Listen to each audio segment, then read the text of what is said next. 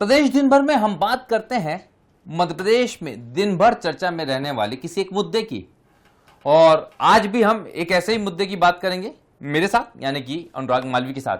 और आज जो चर्चा होगी वो होगी मध्य प्रदेश में कांग्रेस से आए भाजपा विधायकों के इंतजार के इंतहा की। दरअसल मध्य प्रदेश के 3 विधायक, वैसे तो कई सारे विधायक अब तक आते रहे हैं, इनाम पाते रहे हैं, लेकिन इस दफा कुछ अलग तस्वीर है। देश में धीरे धीरे पॉलिटिकल सिनेरियो बदल रहा है। मध्य प्रदेश में अच्छी खासी संख्या है भारतीय जनता पार्टी की सरकार के पास अपने विधायकों की, लेकिन जो है दिल है कि मानता ही नहीं। ऐसी भाजपा है कि मानती ही नहीं।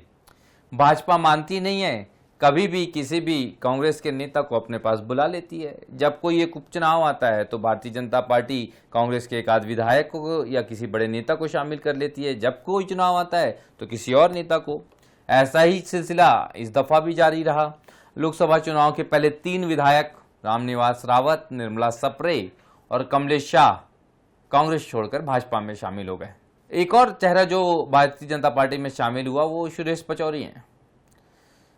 कांग्रेस में तो पचौरी जी का अपना एक गुट हुआ करता था, भारतीय जनता पार्टी में वो कहाँ है कुछ खबर ही नहीं है। वैसे भी भारतीय जनता पार्टी गुटों वाली पार्टी तो है नहीं, लेकिन वो अपने अस्तित्व की लड़ाई लड़ रहे हैं। पूर्व केंद्रीय मंत्री, मध्य प्रदेश कांग्रेस के पूर्व अध्यक्ष। चलिए अब उन तमाम लोगों की बात करते हैं जिनके लिए निश्चित रूप से कहीं ना कहीं इंतहा हो गई। रामनिवास रावत जैसे तैसे करके कैबिनेट मंत्री बने, राज्य मंत्री की शपथ ली, फिर अचानक जो आजमाइश हुई या गलती हुई, त्रुटि लिपिकी थी या राजनीति की अलग बात है, अंदर की बात है, लेकिन बाद में कैबिनेट मंत्री भी बन गए। हद तब हो जाती है 8 दिन बीत जाते हैं लेकिन उनको विभाग का आवंटन ही नहीं हो पाता। हैरान परेशान रामनिवास रावत जी दिल्ली के चक्कर लगा रहे हैं। दूसरे चेहरे की बात करते हैं कमलेश शाह। कांग्रेस छोड़ी, भाजपा में आए, विधायकी से इस्तीफा दिया, विधानसभा का उपचुनाव लड़ा, विधानसभा का उपचुनाव लड़के फिर से विधायक बन गए, लेकिन अब भारतीय जनता पार्टी के विधायक हैं। कहा यह गया था कि उनको चुनाव के पहले ही मंत्री बना दिया जाएगा। विधानसभा के उपचुनाव भी हो गए, वो विधायक भी बन गए, लेकिन मंत्री अब तक नहीं बन पाए हैं। और अब तो कहीं ना कहीं मुख्यमंत्री ने यह इशारा कर दिया है कि अब वो 1-2 साल तक के शायद कैबिनेट विस्तार नहीं करेंगे, क्योंकि उनके लिए विस्तार से ज्यादा विकास जरूरी है। अब एक और चेहरे हैं, महिला चेहरा, वो है निर्मला सप्रे। उन्होंने भी अपना इस्तीफा दे दिया, माफ कीजिए, कांग्रेस से भारतीय जनता पार्टी में शामिल हो गई, लेकिन उनको कुछ समझ ही नहीं आ रहा कि वो करें तो क्या करें। इस्तीफा दें या ना दें, मंत्री बनेंगी या नहीं बनेंगी, भविष्य क्या होगा या नहीं होगा, कुछ नहीं पता। अब इन सबके संदर्भ में समझ लीजिए कि ये कहां फंस रहे हैं या अटक रहे हैं। रामनिवास रावत जी, देखिए कुछ समय पहले तस्वीर कुछ और थी, जब ज्योतिरादित्य सिंधिया और उनके साथी भारतीय जनता पार्टी में शामिल हुए।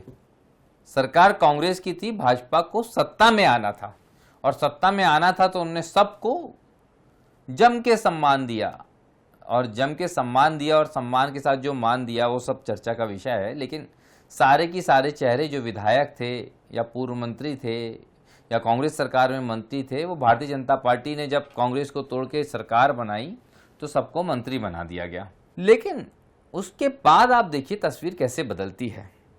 जब जरूरत थी तब कीमत थी, अब जरूरत नहीं है तो कीमत नहीं है। रामनिवास रावत ने थोड़ी मेहनत की और मुरैना में उनकी जरूरत निश्चित रूप से थी, और मुरैना का चुनाव शायद अगर भारतीय जनता पार्टी जीती है लोकसभा का तो उसमें रामनिवास रावत बड़े कारण है, इसलिए उनको कैबिनेट मंत्री बना दिया गया जैसे तैसे, लेकिन अभी तक विभाग नहीं दिया गया। लेकिन अब निर्मला सप्रे जी और कमलेश शाह जी की कितनी उपयोगिता है। कमलेश शाह की थोड़ी उपयोगिता हो सकती है क्योंकि छिंदवाड़ा को कांग्रेस का गढ़ माना जाता है, लेकिन उपयोगिता धीरे धीरे कम हो रही है क्योंकि एक लोकसभा चुनाव जीत गए भारतीय जनता पार्टी और दूसरी विधानसभा का चुनाव जीत गई, यानी खुद कमलेश शाह जीत गए। अब छिंदवाड़ा में भी भाजपा को लगता है कि अब वो जो है एंट्री कर चुके हैं, और जितनी जरूरत पहले कमलेश शाह की थी उतनी शायद अब नहीं है, और शायद इसीलिए कहीं ना कहीं विस्तार भी टल गया है। और निर्मला सप्रे जी आपकी कहाँ आवश्यकता है, जहां पर जिस जिले से आप आती हैं उस जिले में भारतीय जनता पार्टी ऑलरेडी अब लगभग मजबूत हो गई है। शिवराज सिंह चौहान केंद्रीय मंत्री बन गए हैं, उनके अपने लोग भी विधानसभा का चुनाव जीत गए हैं। बुधनी विधानसभा में उपचुनाव होना है, वहां पर आप कितना फायदा दिला पाएंगे, ये बहुत महत्वपूर्ण हो जाता है। और शायद शिवराज जी जहां खुद इतने मजबूत हैं कि जहां भारतीय जनता पार्टी से ज़्यादा शिवराज सिंह चौहान जाने जाते हैं, वहां पर निर्मला सप्रे जी आपकी बहुत ज़्यादा उपयोगिता नहीं होगी। और शायद यही कारण है कि आपका नाम तो मंत्री पद के लिए चर्चा में भी नहीं आ रहा। और यही कारण है कि इन तमाम चेहरों के इंतज़ार की इंतहा हो गई। मैंने फिर कहा था, या शुरू में भी कहा था, ज़रूरत होती है तो कीमत होती है। अब भारतीय जनता पार्टी को मध्य प्रदेश में तो लगता है कि कांग्रेसियों की ज़्यादा ज़रूरत बची नहीं है। इसलिए कांग्रेसियों के लिए तो सिर्फ इतना ही कहा जाएगा, सावधान, क्योंकि अब जो है आपकी इंतहा ही होती रहेगी, आप इंतज़ार ही करते रहेंगे।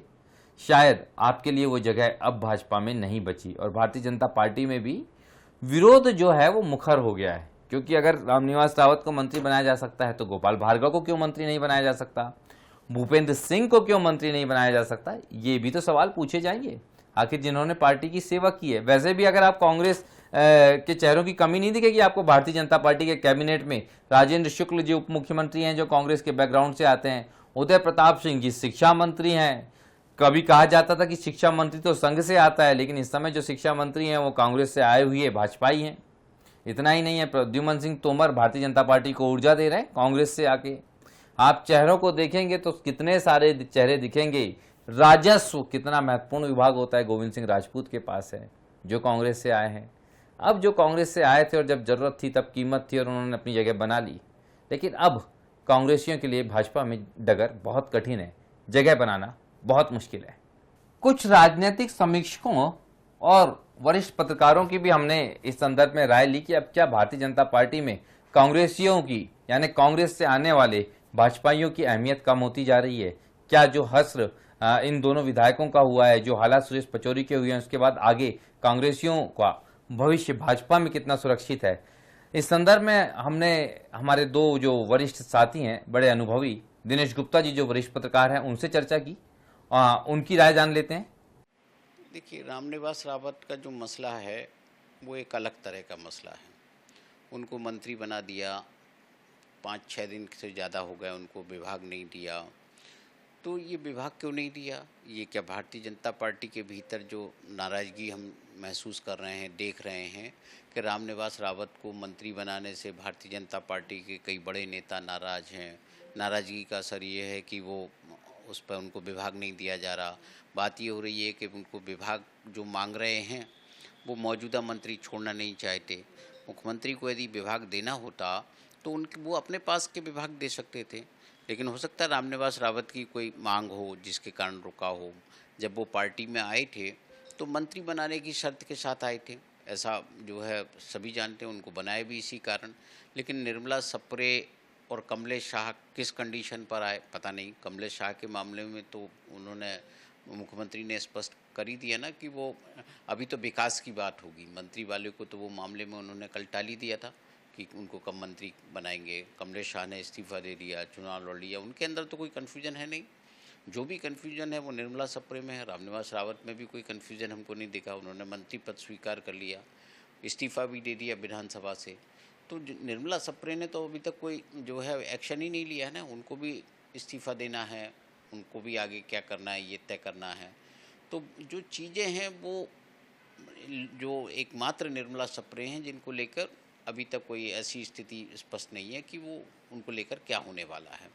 देखिए, जो भी आदमी एक दल छोड़ के दूसरे में जाता है, एक तो हमारे यहाँ दल बदलू को बहुत अच्छा नहीं माना जाता। जो दल बदल के जाता है उसके लिए तो दल बदलू कहा जाता है, और ये अच्छे उसमें नहीं कहा जाता आपको दल बदलू कहा जा रहा है। आप यदि जनाधार वाले नेता हैं तो जिस पार्टी ने आपको जनाधार दिया है उसके साथ रहिए। कांग्रेस छोड़कर बहुत सारे लोग गए। इमरती देवी का हमारे पास उदाहरण है। इमरती देवी जो है चुनाव हार गई, एक नहीं दो चुनाव हार गई, नहीं जीत पाई। एक वोट बैंक होता है जिसके कारण आप नेता बनते हैं। यदि भारतीय जनता पार्टी का वोट बैंक है तो वो भाजपा का नेता है, कांग्रेस का वोट बैंक कांग्रेस के नेता के साथ है। तो यहाँ रामनिवास रावत कांग्रेस के वोट बैंक पर हैं। आगे उनका जो भविष्य तय हुआ उपचुनाव में तय होगा। इमरती देवी कांग्रेस के वोट बैंक पर थी, निर्मला सप्रे भी कांग्रेस के वोट बैंक पर बनी हैं, आगे उनकी भी जो है स्थिति क्या होती है वो होगा। ये एक का मामला नहीं है, कई जो आप देखिए ना ऐसे उदाहरण मिल जाएंगे। जो सिंधिया के साथ बहुत सारे लोग आए थे, महेंद्र सिंह सिसोदिया तो चुनाव हार गए, वो तो जीत ही नहीं पाए। वो आम चुनाव में यदि जीत जाते तो उनका खुद का जन आधार मानता, अन्यथा वो यही कहा जाएगा कि कांग्रेस के वोट पर चुनाव जीते। तो बहुत सारी चीज़ें होती हैं जो राजनीति में मैटर करती हैं, लेकिन यहाँ जो देख रहे हैं एक चलन सा है कि हमें भारतीय जनता पार्टी अपनी मजबूत स्थिति बनाए रखने के लिए कांग्रेस के जनाधार वाले नेताओं को तोड़ रही है, जिनका अपना खुद का वोट बैंक है उन्हें तोड़ रही है, और उन्हीं से वो सरकार में है। आप देखिए ना कि डॉक्टर मोहन यादव का जो मंत्रिमंडल है, 6-7 मंत्री तो दल बदल कर आए। ऐसा कभी हुआ भारतीय जनता पार्टी में? उस भारतीय जनता पार्टी में जो प्रदेश में जिसके संगठन की मिसाल पूरे देश में दी जाती हो कि सबसे मजबूत संगठन है, कार्यकर्ता आधारित पार्टी तो इस तरह की नहीं होती कि दूसरे दलों के नेताओं को ले ले। तो बहुत सारी चीज़ें भाजपा के भीतर एक कहीं ना कहीं लोगों में नाराज़गी है, असंतोष है, जिसके कारण कई चीज़ें रुकी हुई हैं। जो नए लोग आए हैं पार्टी छोड़कर, उनके सामने भविष्य का संकट बना हुआ है। दिनेश गुप्ता जी की राय तो आपने सुनी ली। हमारे साथ में भारतीय जनता पार्टी के पूर्व नेता, बड़े लेखक, वरिष्ठ राजनीतिक समीक्षक राजीव खंडेलवाल, उन्होंने भी अपने विचार साझा किए। सुनिए वो क्या कहते हैं। देखिए, राजनीति में कोई भी जो व्यक्ति होता है उसकी दशा और दिशा हमेशा एक सी नहीं होती है। सवाल आपका स्पेसिफिक क्वेश्चन है कि बीजेपी में से गए, मेरा कहना है कि जो बीजेपी से कांग्रेस में आए, कांग्रेस से बीजेपी में आए, उनमें दोनों सब परिस्थितियों पर उस पर डिपेंड करता है। लेकिन जहाँ तक बीजेपी से कांग्रेस में जो लोग गए हैं और कांग्रेस से जो बीजेपी में आए हैं, उसमें निश्चित रूप से कुछ का तो रिवैल्यूएशन हुआ है। आप देख रहे हैं कि पिछले बार शपथ ग्रहण हुआ और शपथ दिलाई गई रामनिवास रावत जी को, जिनको ऐतिहासिक वो हुआ कि दो बार शपथ देनी पड़ गई उनको। ऐतिहासिक मध्य प्रदेश तो अजब गजब का प्रदेश है ही, यहाँ अजब गजब चीज़ें होती रहती हैं। तो यदि यहाँ अजब तरीके से गजब तरीके आने वाला आदमी गजब तरीके से उसको यदि मोबिलाइज किया जा रहा है तो कोई आश्चर्य की बात नहीं होना चाहिए। लेकिन यदि गजब आदमी को अजब तरीके से मोबिलाइज भी नहीं किया तो ये भी एक आश्चर्य की बात हो सकती है।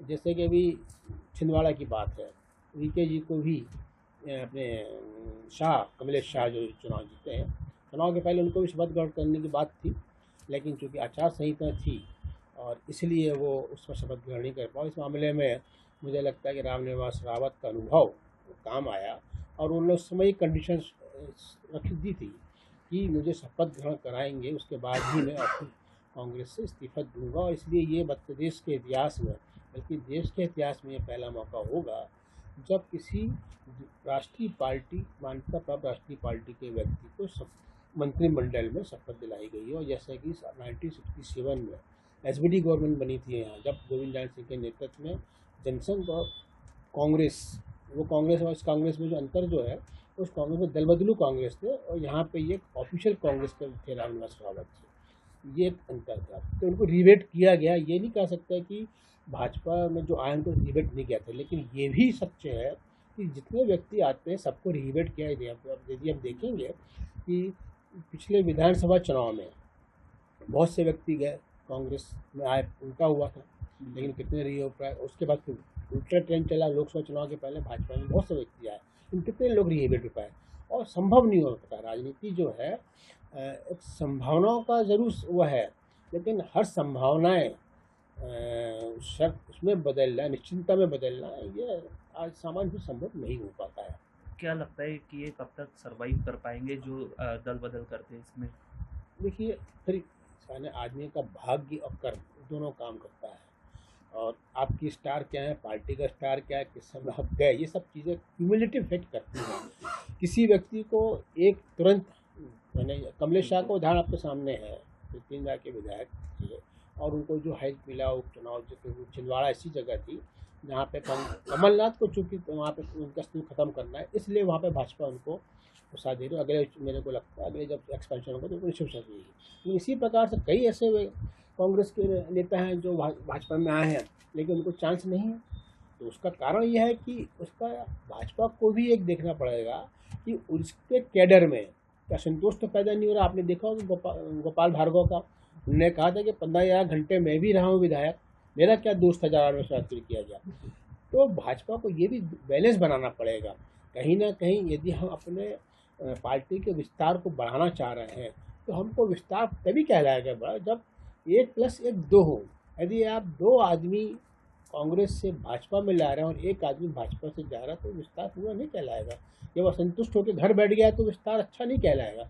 इसलिए भाजपा को कहीं ना कहीं भाजपा नेतृत्व को इस बात को भी ध्यान रखना होता है। इसलिए बहुत से व्यक्ति जो राजनीति में वादे जरूर किए जाते हैं और वादे हमेशा पूरे जरूरी नहीं है, उसका मेरे को अनुभव है जीवन में। मेरे साथ भी शिवराज सिंह ने कई बार वादे किए लेकिन पूरे नहीं हो पाए।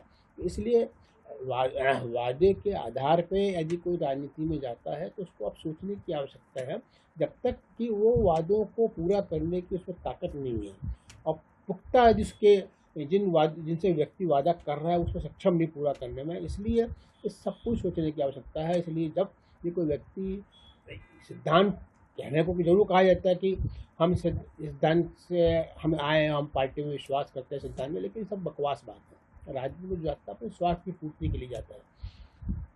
जहाँ स्वार्थ की पूर्ति उनकी नहीं होती है और लंबे समय तक ये लगता है कि नहीं अब हमारे यहाँ सब पूर्ति नहीं हो पा रही है, तो इसलिए और दूसरी पार्टी को अट्रैक्शन होता है और उनको लगता है संभावना कई पार्टी बड़ा प्लेटफॉर्म है, सत्ता में पार्टी है, लंबे समय से है और यहाँ पे हमारे अवसर खुल सकते हैं।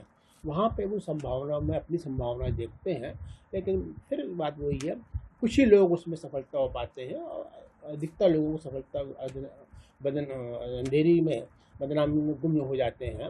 ये बिल्कुल हमने देखा है। तो बहुत साफ तौर पे जो मैं कह रहा हूं कि चाहे कमलेश शाह जी हों, रामनिवास रावत जी हों, निर्मला सप्रे जी हों या सुरेश पचौरी जी हों, आप सब ने जो है कहीं ना कहीं कांग्रेसियों के लिए एक शिक्षा जो है वो दे दी है कि अब जो है कांग्रेसियों की डगर भाजपा में आसान नहीं है, क्योंकि आप सब जो हैं वो शायद उस पीढ़ी के लोग हैं जिस पीढ़ी को भारतीय जनता पार्टी में थोड़ा बहुत सम्मान आखिर में मिला है, लेकिन इसके बाद कांग्रेसियों को और सम्मान मिलेगा, इस बात की कहीं ना कहीं गुंजाइश अब एकदम कम नजर आ रही है आप लोगों की स्थिति को देखते हुए। प्रदेश दिन भर में आज इतना ही। मुझे दीजिए इजाजत। नमस्कार, धन्यवाद।